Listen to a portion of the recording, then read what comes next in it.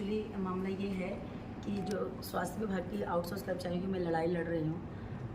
तो कुछ ये कर्मचारी मंदसौर स्वास्थ्य अस्पताल से आए हैं और इनका है कि इनको न्यूनतम वेतन भी नहीं, जब इन्हें पता चला कि मैं सभी के लिए लड़ रही हूँ पूरे मध्य प्रदेश के लिए, तो ये लोग मेरे पास आए और इन्होंने ये बोला, मुझे आवेदन भी दिया है रिटर्न में कि इनको न्यूनतम वेतन दर से नीचे मिल रहा है वेतन।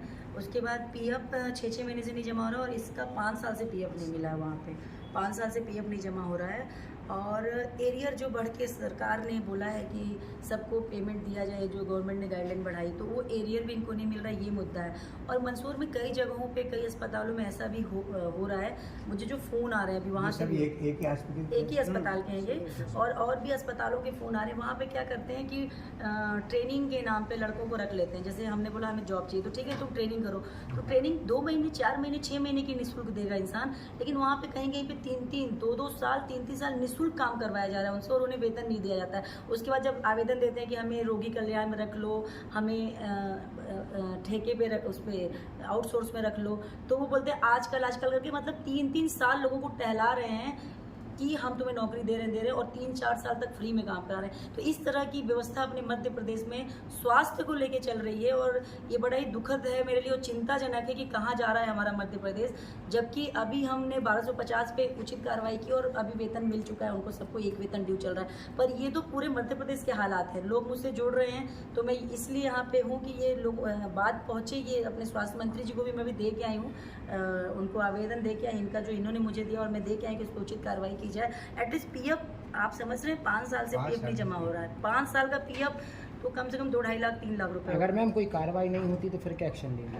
कार्रवाई तो होगी पहली बात, और अगर कार्रवाई नहीं होती है तो मैं इनकी जांच बैठवाऊंगी और कार्रवाई होगी, डेफिनेटली होगी, क्योंकि मैंने आज तक जहां भी स्टेप्स लिए हैं कार्रवाई हुई है। और कार्रवाई नहीं होने के उसमें मैं पूरे ही मध्य प्रदेश के सक्सेस रेशो आपका 99% है। हाँ, मेरा सक्सेस रेशो 99 नहीं 100% बोल सकते हैं, पूरा रेशियो है जिसमें मैं हाथ डालती हूँ जिस काम में। जैसे आप सबने 1250 हाँ, मीडिया भाइयों ने मुझसे बोला था बहन जी एक भी वेतन नहीं गिरेगा, आप परेशान हो रही हैं, पर वो गिरवा दी ना 1250 का। अभी लोग मुझसे जुड़े, अब लोग भी क्या करते हैं, कई बार डरते हैं, अरे हमारा ऐसा वैसा। मैंने बोला है कि अगर समस्या में हो तो बोलो, मैं डेफिनेटली मदद करूंगी। और आपने पूछा ना कि अगर नहीं होता है तो अगर नहीं होगा ना, तो मैं स्वास्थ्य के पूरे ही मध्य प्रदेश की बात कर रही हूँ, अगर नहीं होगा ना तो मैं इनकी भूख हड़ताल पे जाऊंगी। मैंने बोला है ये कि मैं भूख हड़ताल पे जाऊंगी। मुझे जांच चाहिए, स्वास्थ्य विभाग के हर जिले की जांच चाहिए कि यहाँ पे कितना भ्रष्टाचार है। नजीराबाद में भी कोर्ट के आर्डर है लोगों के जॉब के लिए, लेकिन उन्हें पदस्थ नहीं किया जा रहा है, उनको पद दिया नहीं जा रहा है, जबकि कोर्ट के ऑर्डर कि हाँ इन्हें जॉब दिया जाए। 2023 से लोगों को वेतन नहीं मिल रहा है। तो इस तरह की स्वास्थ्य में बहुत गड़बड़ी है। सबसे कहीं ना कहीं एक बात और सामने आती है कि जैसे ये लोग आपके पास कंप्लेंट लेके आए हैं, हाँ, और इनने आपसे हेल्प मांगी है, बिल्कुल, तो मैम जैसे कभी इन पे अगर कोई ऐसा कोई खतरा तो महसूस इनको नहीं होगा? क्योंकि जैसे मीडिया पे चलने के बाद कई बार क्या होता है कि फिर जो डॉक्टर्स होते हैं वो दबाव बनता है। मैंने ये देखा है, अब तक मेरे साथ बहुत सारे कर्मचारी खड़े होते हैं, उन पे तो कोई दबाव नहीं आता है, उन पे कोई दबाव इसलिए नहीं आता। अगर ये मेरे साथ सच्चे तरीके से खड़े हैं, बिल्कुल ऑनेस्टली से, तो बिल्कुल है, क्योंकि हर अधिकारी, एवरीबडी आस्क मी कि तुम बहुत सही कर रही हो, कर्मचारियों के लिए लड़ रही हो, पर कर्मचारियों को भी खुल के सामने आना चाहिए उनके वेतन के लिए। आप मुझे बताइए 9,000 में किसका घर चलता है?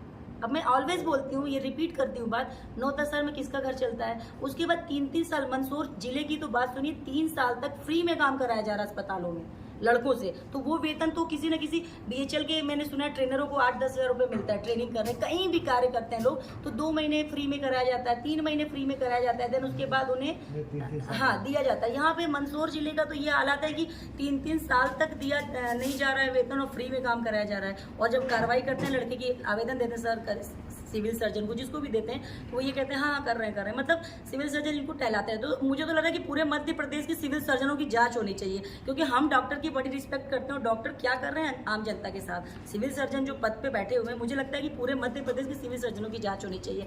और मैं दौरा भी करूँगी हर जगह की।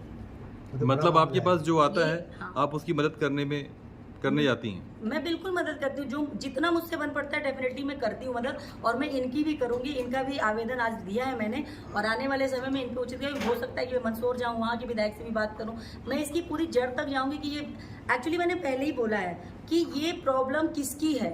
मैंने कहीं पढ़ा था कि जब कुछ अधिकारी अपने निजी स्वार्थ के लिए, अपने फायदों के लिए गलत काम करते हैं तो नीचे पूरा भ्रष्ट हो जाता है। तो मैं ये जानना चाहती हूँ कि सिविल सर्जन जो है उनके ऊपर बैठे सीएमओ हैं जो, तो ये क्या सब मिली जुली सरकार चल रही है क्या, और सरकार इस पे जांच करेगी और एक्शन लेगी, डेफिनेटली लेगी। ठीक है।